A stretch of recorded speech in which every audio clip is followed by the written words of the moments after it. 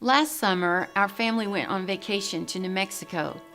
We toured several of the historical pueblos and learned that the area was actually a high desert.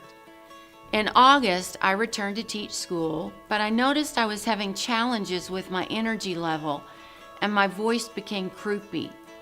I went to several doctors, and one suggested that I had pneumonia and another that I had a sinus infection, but no one seemed to know what was really wrong. It got to the point that I was having difficulty speaking and was extremely short of breath, and I would get extremely lightheaded and dizzy when I tried to talk, and I absolutely could not sing. And as a choir director, that's very important. I had extreme fatigue to the point I couldn't even get out of bed some days.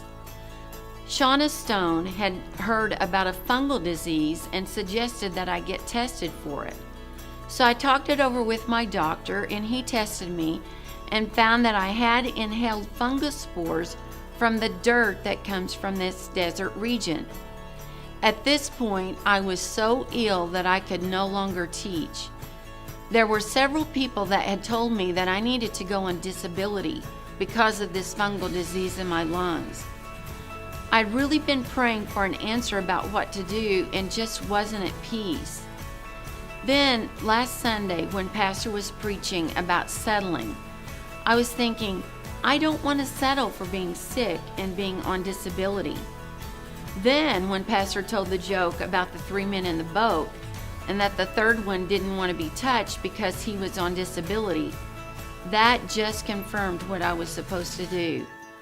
I leaned over and shared with my husband, Kevin, that I couldn't go on disability. Then after church, Deborah and Shauna, who are on the prayer team, and I were going to pray together, and I shared with them that I felt I was not going to go on disability. As we started to pray, which is something I hadn't been able to do because of the shortness of breath, I began to notice that my voice began to strengthen. And then I noticed that I could breathe deeply and that I wasn't getting lightheaded and that I had energy for the first time in months. I felt this tingling go over my entire body, and I began to cry and raise my hands and thank God. And then we were all crying and praising Him together. God truly did a miracle. He had told me back in October that He was going to restore me, but that it wasn't time. Sunday was that time.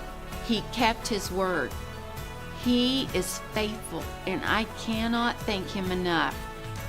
I'm declaring that sickness cannot stay here any longer.